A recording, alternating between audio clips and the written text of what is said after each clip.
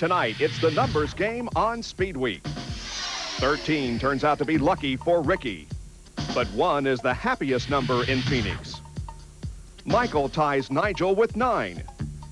41st or better earns the Waldorf podium. JR plus 5 are tapped in Talladega. And remember, you saw it here first on SpeedWeek.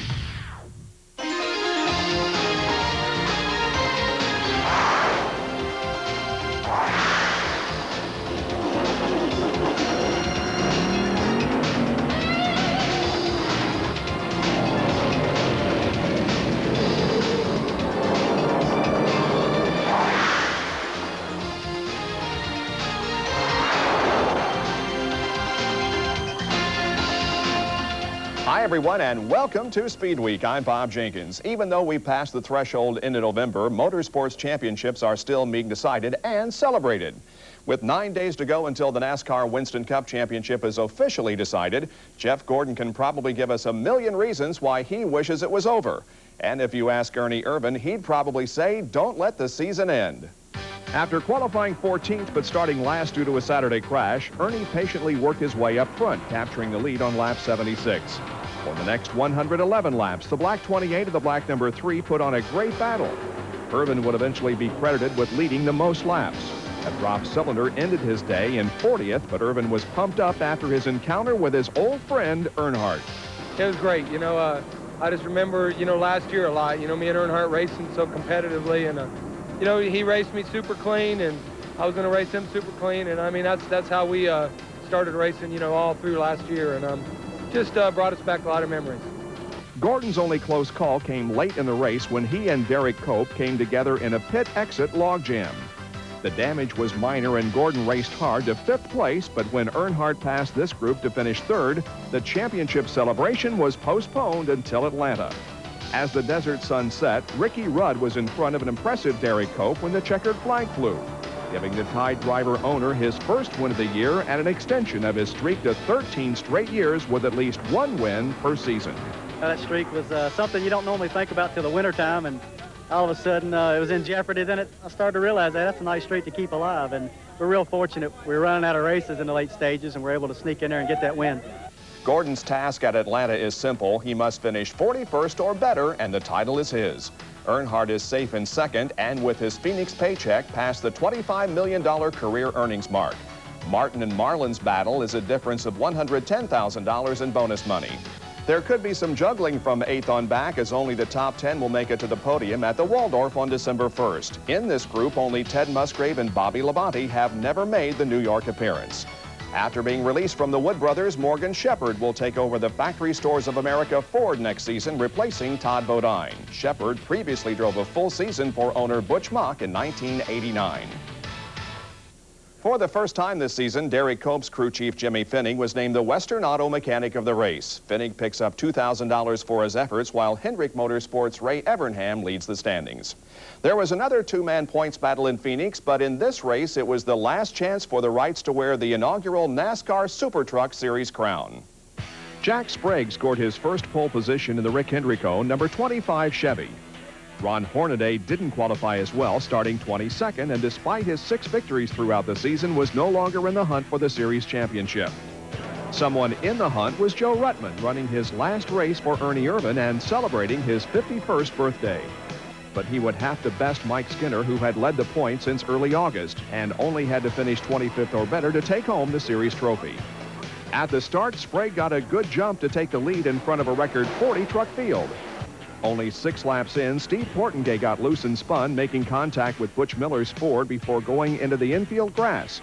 Both were able to continue. Not content to sit in the middle of the field, Skinner drove low to pass Sprague for the lead. The first Japanese driver to make a NASCAR touring season oval event, Kenji Momota went out with a bang, literally, as he hit the outside wall hard, ending his race. Skinner was later challenged by Ernie Irvan in his 4th Super Truck event. Irvan led throughout the halfway point, taking home Gatorade's $1,000 bonus. But the second half was all Skinner as he led from the drop of the green. So the season ended just as it had begun, with Skinner taking the victory at Phoenix, but this time writing his name in the history books as the inaugural NASCAR Super Truck Series champion. Feels good, I'll tell you. It's been a good year for us all year, and if we'd lost this championship, we still had a lot to be proud of this year. You know, the GM Goodrich service crew, they did me a heck of a job all year, and we won several races. We won 8 races, I guess, and we wanted to win half of them, but we couldn't quite do that. But we got 8 of them and got the championship, so it feels awfully good. Not only was it great for Skinner, but also for Childress, who assured himself of at least 1 championship in 1995. 12 years ago, Miami Motorsports promoter Ralph Sanchez staged the first Miami Grand Prix, an IMSA event held on the downtown streets. It took 10 years, but in August of 1993, Sanchez broke ground on his biggest project, a permanent racing facility named Homestead Motorsports Complex. Exactly 2 years later, testing began on the 1.5-mile oval, and this weekend, the racing doors opened for the first time as the Busch Grand National Series ushers in a new era. As we go to break, here's a look at first-round BGN qualifying and, of course, its new track record.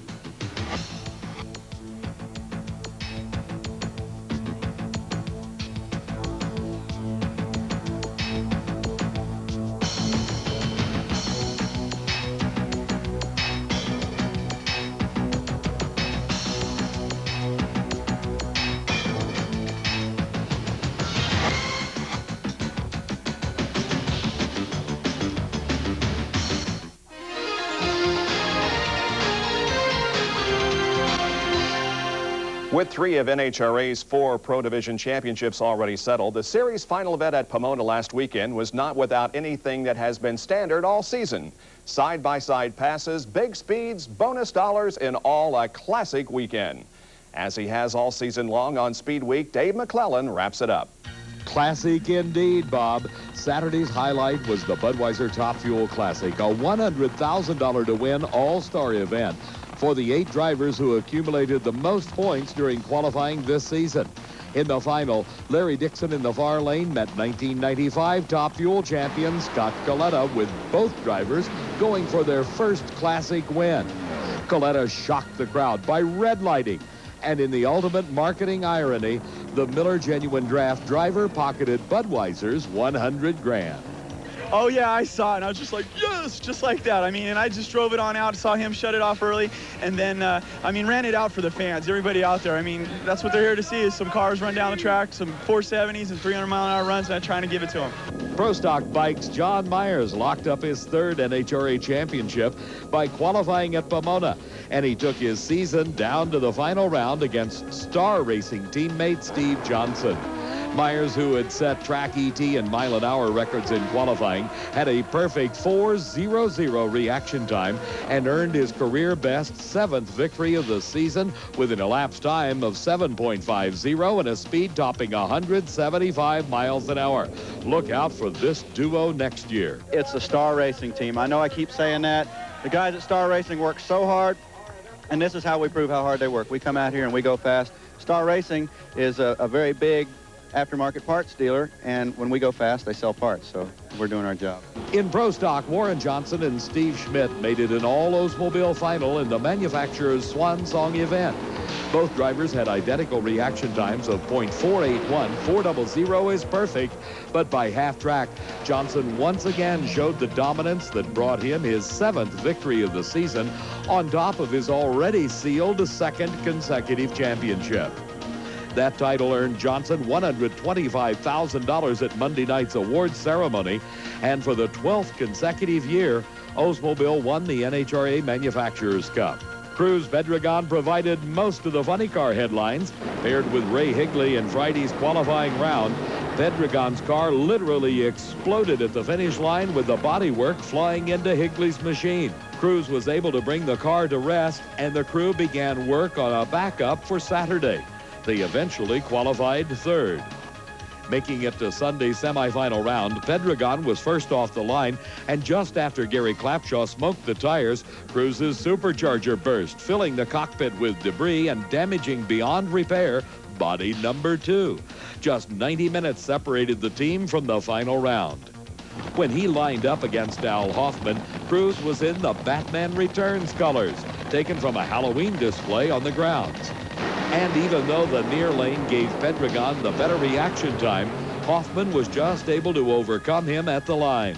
For the funny car points runner-up, it was win number 5 for the year. Force's 5th championship brought him a $200,000 check from Winston. Hoffman and Pedregon flip-flopped their 1994 finish, with Chuck Etchells and Casey Spurlock completing the top 5. Larry Dixon's winning momentum carried over into Sunday, but was stopped short of a perfect weekend by number 5 qualifier Blaine Johnson.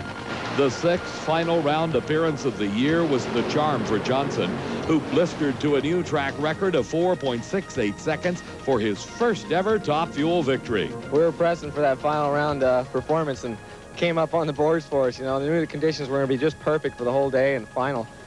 And Alan, he did a tremendous job today. The crew performed flawlessly, and you know, I guess I did my job getting it off the starting line, and we got that win light in the final. Johnson finished 5th in the overall standings. Dixon moved up to 3rd, but for the 2nd straight year, Scott Coletta took home the big prize, this time worth $200,000. In just 90 days, the 1996 season will pick up right where we left off, at Pomona. For SpeedWeek, I'm Dave McClellan. Thanks, Dave. Many teams and sponsors took advantage of the year-end gatherings to announce several 1996 deals. Al Hoffman and Shelley Anderson will get continued support from Western Auto. Anderson finished 9th in the Top Fuel standings. In-N-Out Burger, which had a limited schedule with Funny Cars' Mark Oswald, steps up for the complete 19-event schedule next year. And in Pro Stock, Kurt Johnson will race next season under the colors of Delco Freedom Batteries. In IndyCar news, Raul Boesel will drive for Team Green next season, leaving Bobby Rahal's operation after a one-year stay. Owner Barry Green tells SpeedWeek that the sponsorship package is still being negotiated. Departing Team Green driver and 1995 IndyCar champion Jacques Villeneuve is picking up his check tonight at the annual awards banquet in downtown Detroit. Along with his $1 million bonus from PPG, Ford Motor Company will present him with the keys to a new Ford Thunderbird. Earlier today, IndyCar also announced that fans will soon be able to surf their website on the internet. We'll have a complete report covering the Motown festivities on next week's show. Even though the Formula One title already belongs to Michael Schumacher, the next to last round at Suzuka was full of action, with the outcome deciding the coveted Constructors' Championship. Past the halfway mark and under damp conditions, pole sitter Michael Schumacher was easily cruising along. Lucky for him, because the action behind was about to get a little crazy. While trying to make up a 13-second deficit, second-place Damon Hill took a rough ride in the trap, then decided to do what we over here call a little agricultural racing. Actually, he was trying to avoid more sand accumulating in the chassis before he could rejoin the race surface. Hill had to pit to replace his damaged nose and wing, but his exit speed would come back to haunt him. Meanwhile, teammate David Coulthard took an almost identical ride at the same spot on the track. He quickly recovered, but when he hit the brakes 2 turns later, the car belched sand, and Coulthard ended his day against the tire barrier. The day continued to go downhill for Williams. Hill was assessed a 10-second penalty for excessive speed on pit lane. But before he could serve his time, the spoon caught him again, this time for good. As a dejected Hill walked away, the Benetton camp was preparing for their second championship celebration in as many races. With his 9th season victory, Schumacher ties Nigel Mansell's mark for most of the season, and Benetton gets its first Constructors' title. The team really earned this championship, because they have been last year and this year the really best team in the paddock, and now we fulfilled our promises to go for the Drivers and the Constructors' Championship. By the way, now we equal as well Nigel Mansell's record, and now we go in Australia for a new run.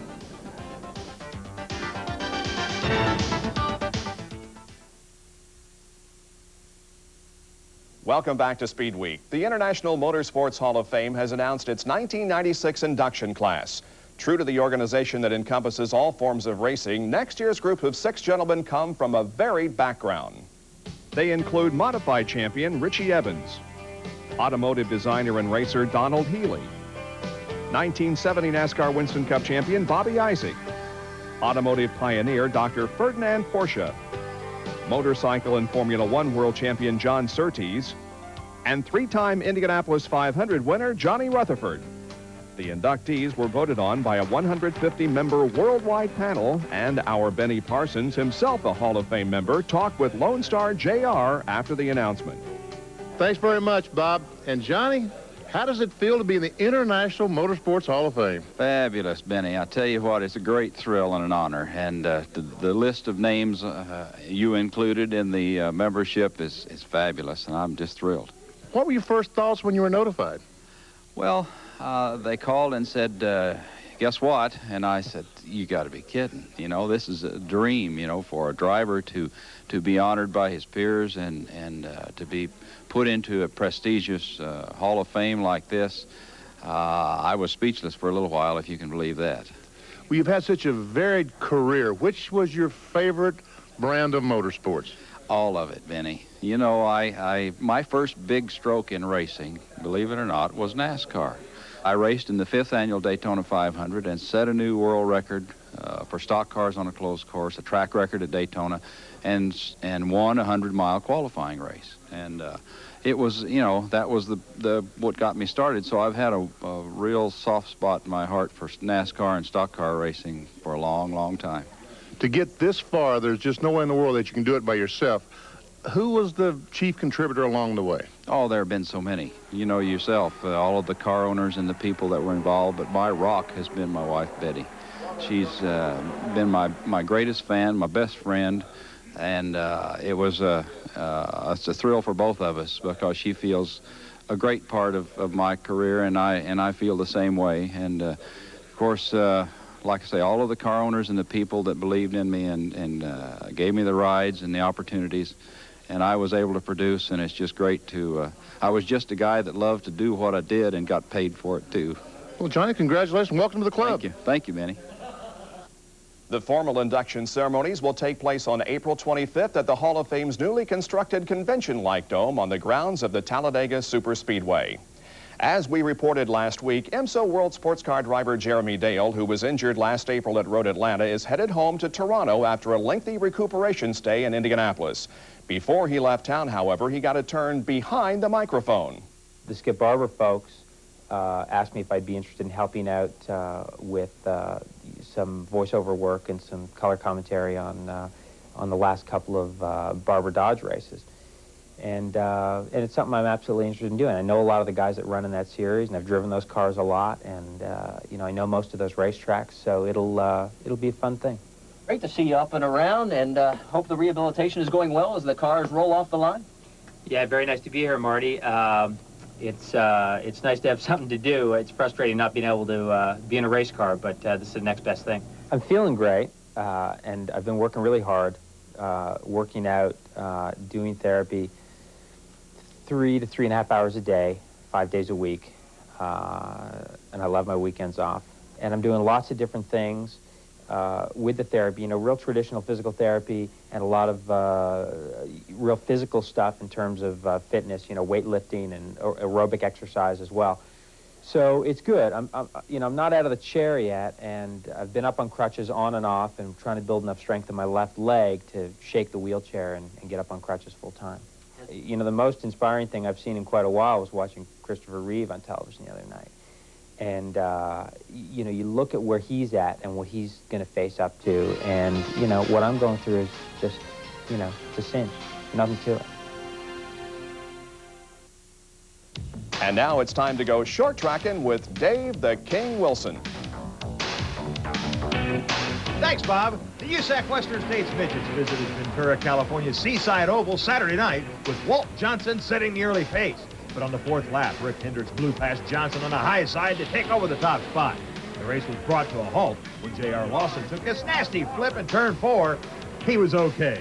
When racing resumed, Hank Butcher used the low side to sneak by for the lead on lap 10. Last year's series champion, Johnny Coper, used the whole track, including the backstretch wall, in an attempt to win his first race of the year. This year's champion, Billy Boat, was having adventures of his own. Here, George Ito and Jordan Hermansader make contact, causing a close call for Boat. On the last lap, Cofer gets a good run down the backstretch with the two making contact in turn 3. But the ageless Butcher holds off Cofer to record his first win of the season. The Club All-Stars headed south to Georgia last Saturday night for a $6,000 to win event at the Dixie Speedway. Veteran Rick Hood sat on the pole for the 30-lap A feature with series champion Dale Blaney alongside. And that's the way they stayed for the entire first lap as the two ran side by side. Blaney finally took control on the front stretch. Dale's older brother, World of Outlaws champion Dave Blaney, was on the charge from his 6th starting spot. On the last lap, the two brothers are battling to the line, with Dale getting held up in traffic, allowing Dave one final shot, but Dale edges him to the line by a nose. And now here's a look at the CarQuest Racing calendar.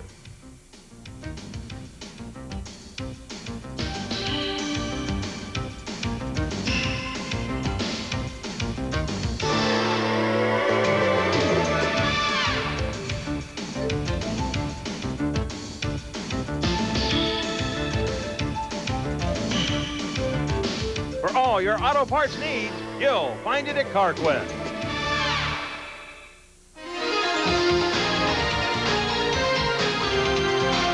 During this past season on ESPN2's Lightning Go-Kart Series, the overall champion was rewarded with an IndyCar test drive. Thanks to Joe Kane Motorsports, this year's winner took the ride of a lifetime. Christy Lee takes us on a lap with a 17-year-old driver whose first name already spells racing. A.J. Davis guarding that line down low. There's your feature win. A.J. Davis gave him nothing else. Either pass me on the outside or you're not going to do it. And there's the checkered flag. There is victory number 9 for A.J. Davis. There's your checkered flag. There's your winner and your champion. From Spartanburg, South Carolina, A.J. Davis. Spartanburg is known as the home of many great race car drivers, such as David Pearson and Cotton Owens. And now you may want to add A.J. Davis to the list. A.J., who happens to be named after A.J. Foyt, has gained a lot of attention with his success in go-karts and is ready to step up the ladder. This past weekend at Texas World Speedway, A.J. took that first step by getting his feet wet in a Buick V6 spec racer.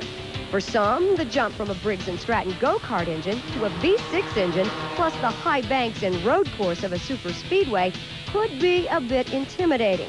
But A.J. looked quite comfortable. After several laps in the spec racer, it was time for the quantum leap to the IndyCar. With a little advice from crew chief John Barnes, A.J. was ready to go in the same car that was driven by Stan Fox in the 1991 Indy 500. It was pretty wild, just laying down in the car instead of sitting up, little steering wheel and tacks right in your face. It's a completely different feeling. Horsepower is just tremendous. Just the feel of it sitting on the front tires like that, it's just something you just can't describe. It's really intense. It seems not so long ago that we were first to bring you a young Jeff Gordon. And that will do it for tonight's show. We'll be back next Friday night in our regular time slot of 12:30 a.m. Eastern, 9:30 p.m. Pacific. We leave you tonight with a salute to the NASCAR Super Truck season and its inaugural champion, Mike Skinner. So long, everyone.